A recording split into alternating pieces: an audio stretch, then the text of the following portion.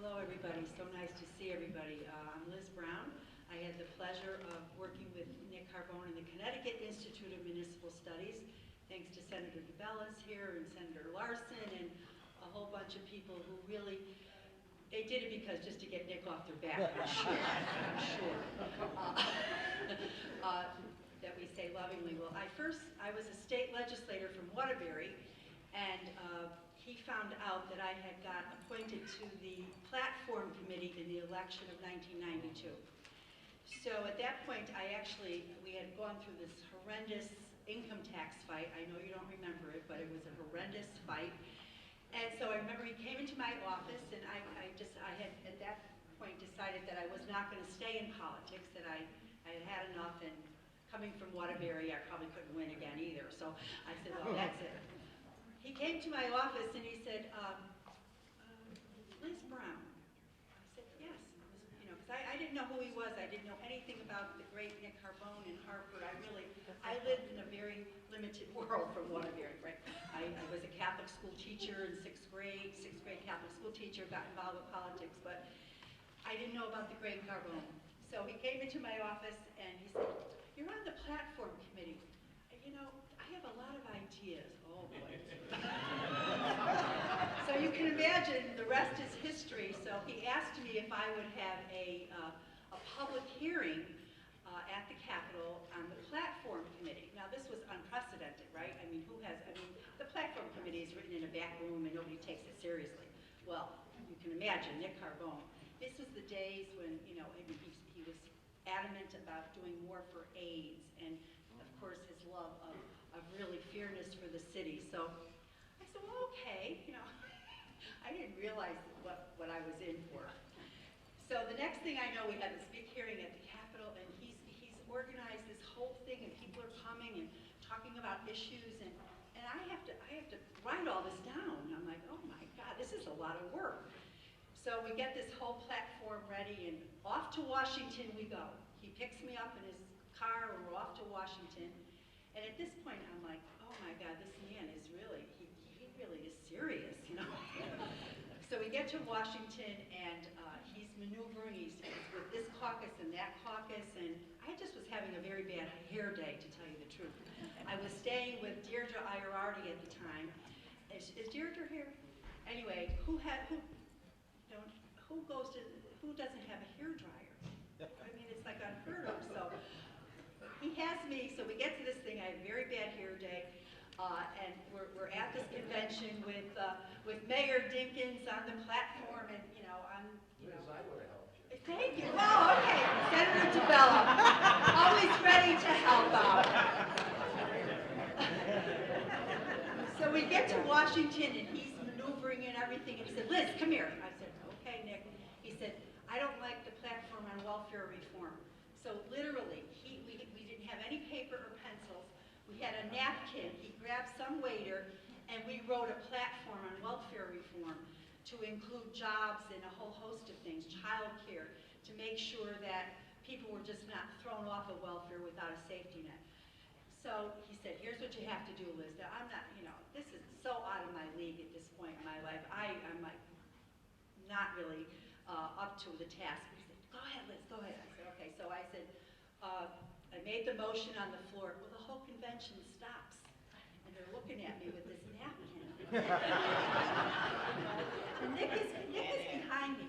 You can do this, Liz. You got it. So the whole convention stops. Long story short, they stopped the convention. They brought me to a computer, and we had to write this resolution, and it was adopted. And it was a great victory, but it was just an amazing experience, and it's been quite a ride with Nick Carbone. He is just an amazing man, and I have a lot of stories, and we would go to meetings at the Connecticut Institute of Municipal Studies, and you know how intense he was, and he captured the room, and we'd leave the room, and they'd say, Liz, you can come back, don't bring him. I said, but he's my boss, I gotta deal with him. But we did play good cop, bad cop, and we got a lot of things, and thanks to his colleagues in the Senate, neighborhood revitalization zones, and lead paint poisoning, and Medicaid reform. I could go on and on, but one thing I will say about Nick is that you're a friend for life. And to this, I had the pleasure of meeting his family and going to see him right before he died. And we just told a lot of stories, and it made me really think that one person can make a difference. And to be part of Nick's life is to say you have to walk the walk. You cannot be a friend of Nick's unless you're walking the walk. And that's what gives us courage to go forward. And what a wonderful family, and it's been a privilege to work with so many people in this room. We do owe it to Nick to carry on that legacy, and you do make a difference. So thank you.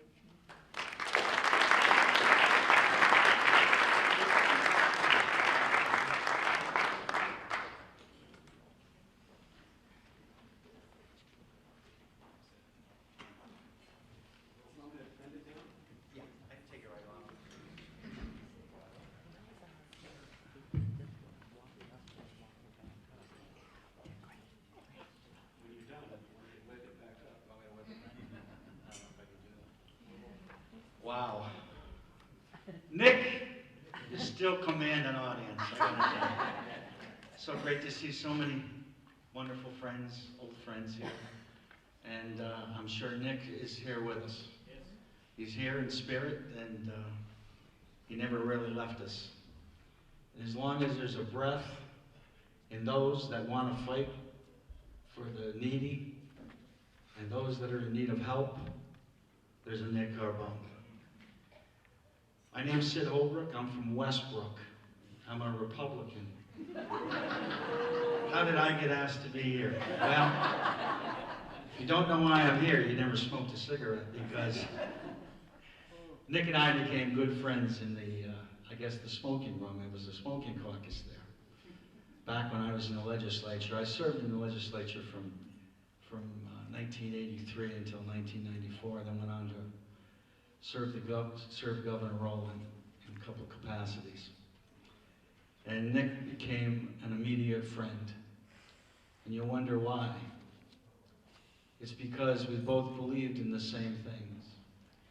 And we talked about those things many times in that smoking room. And one day we got talking about banks. That was one of Nick's favorite subjects. And mine too. And as a young boy, my father was in the construction business, and we almost lost our home to Tilcon Tomaso.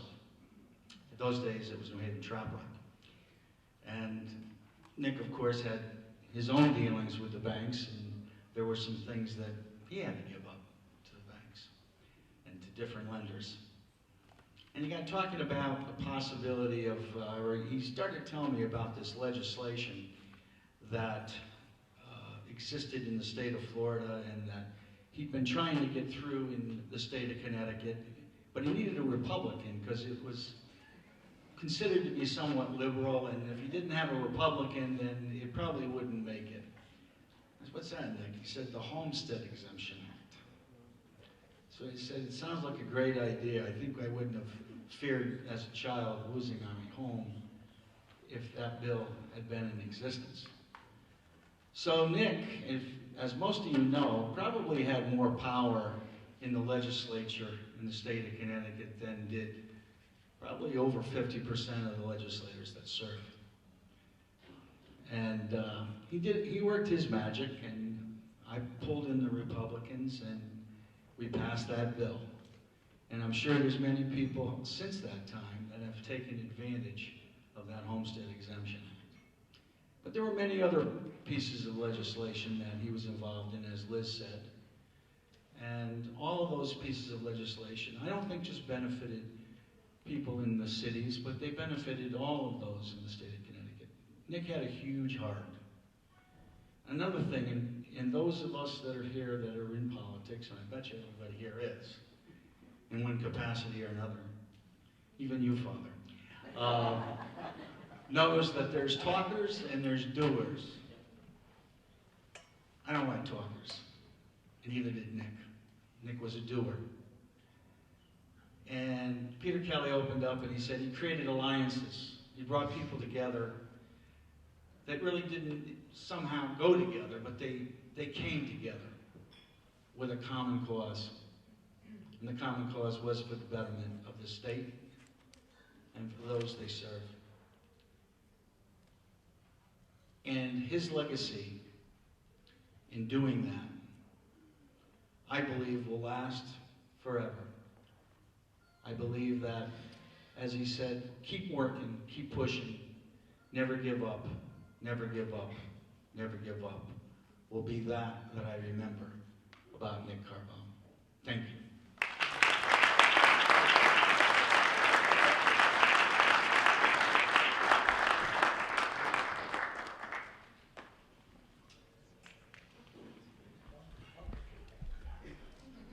Hi, I'm Edith Pollock Karsky, and it's so great to see so many of you here today. Actually, John, I think we have the votes to name pretty much anything in the city after Nick. We've got Councilwoman Kennelly, Councilman Sussman, we have Councilman DeBella, we have the legal advice of Peter Kelly and George Levine. If we only had Ray Montero and Olga Thompson, we could really pass it. And I think Mayor-elect Bronin would put a seal of approval on it. But it's really good to be here today and see so many friends. Nick Carbone was a one-of-a-kind, once-in-a-lifetime kind of person.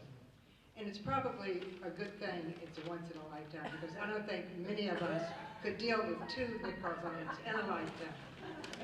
And it's sort of good to follow Sid to the podium. The Republican coalition reminded me of 1977, and it was a very good year for the city of Hartford.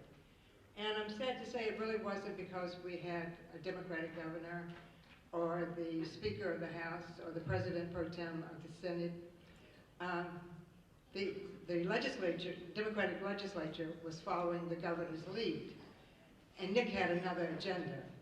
So we were right up until the deadline of the Appropriations Committee, and there were still a lot of things that were on our legislative agenda that hadn't been passed. So Nick, being the leader that he always was, he had formed a coalition in the Appropriations Committee with Abe Giles and Clyde Billington and John Mannix and Chris Shays and the Republican Party, the Republican members of the Appropriations Committee. And we held up the budget until Nick got what Nick wanted. And we're talking about big ticket items, the formula for the guaranteed tax base for education funding, payment in lieu of taxes on state-owned property, a welfare increase for welfare recipients, and that year we also defeated workfare. So it was a very good year. And Nick really enjoyed political wins. But political losses he only saw as giving him the incentive to just work harder. And believe me, if you worked with him, that meant you worked harder too. I was really fortunate to have the opportunity to spend some time with Nick this past summer. I called him one day in August to see how he was doing. And he said, I'm doing okay, I gotta go to the hospital today to get a blood transfusion, will you give me a ride? And I'd always been Nick's chauffeur anyhow, so of course, you know, I'd give you a ride, I'm still your chauffeur, and it's like Liz said, you know, and Lisa said, once you work with it for him, you always work for him. So I picked him up and we went to the hospital and we had a chance to spend about 6 hours together. And they were wonderful, wonderful hours. And we reminisced and talked about a lot of things. One of the things that we talked about was it was the Killian Grosso primary, and the fact that Nick, we were trying to get at the vote in the housing projects. So Nick and I picked up the president of the Tenant Housing Association to go over to Governor Killian's beautiful home and meet with the campaign person, Bob Killian. The governor and Mrs. Killian were out of town. So we go into the house and we have this meeting, and when we picked up the president of the Housing Association, she was 3 sheets to the wind, feeling no pain. So we go in to meet with Bob, and we're in their very formal living room, and it's Nick, myself, Bobby, and the president of the Housing Association, and she fell asleep. Well, we talked on, and finally the meeting came to an end, and we got up to leave. and we saw that she had left a present of Mrs. Killian. She was sitting on this beautiful silk brocade sofa, settee, and she had had an accident. So we get out to the car, and Nick says, "Well, I guess we really made an impression there." Nick was just an absolute delight to work with. You know, I owe 2 of my husbands to Nick. He actually I met Mike Regan when working with Nick when Mike was covering City Hall. And Nick walked me down the aisle to Joe Marfucci to marry Mike Regan. And all the way down the hall, all the way down in the room, he was saying, "You don't have to do this. Are you sure you want to do this? Are you sure?" Well, you know, Mike Regan is a wonderful person. And actually, because Mike Regan had given him so much good press and had never written a bad story, I sort of felt obligated to marry Mike. Anyhow, it didn't work out, but, you know, all things come to a good end, because I also met the love of my life, Felix Karsky. And Felix has so many stories, really wonderful memories of Nick, too. But he's battling shingles right now, and he just didn't feel like he could stand up and talk with you about them. But I just would like to close with one small story that I really think illustrates Nick's persona. It shows his leadership, his political savvy, and his mischievous side.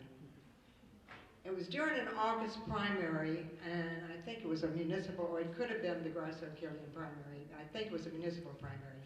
And Nick had to leave. He spent the month of August at the shore with the family.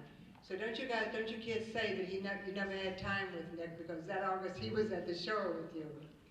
But he gave me my marching orders before he left. Gave me all the assignments I had to do.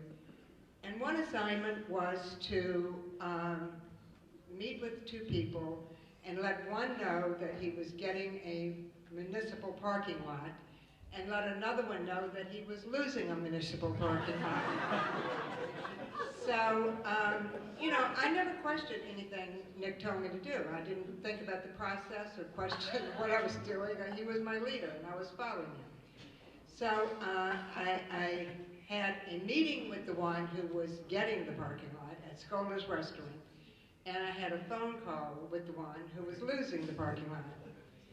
A few days after this incident, I received a dozen long-stem black roses at City Hall. No card attached, but I definitely knew who they were from. But the more I found out about this person who sent the black roses, the more frightened I became. And I actually stayed out of the south end of Hartford for quite a while after that.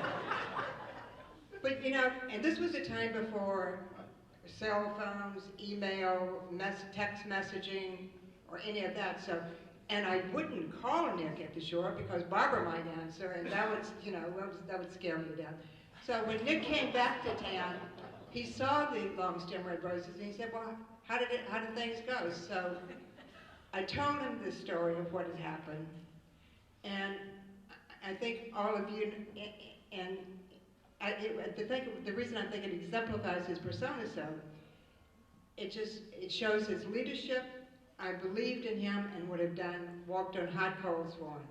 His political savvy, he was out of town when all this happened, so he had total deniability. And his love and enjoyment of the political game and his appreciation of the path we all walked together. But when I told him the story, all he said was, he had that twinkle in his eye, that shit-eating grin, and he said, "Good job." You know, these are just really small examples of the wonderful, wonderful friendship I had with a person I consider my leader, my mentor, and my friend. I was a graduate student at the University of Hartford when I met Nick, and in public administration.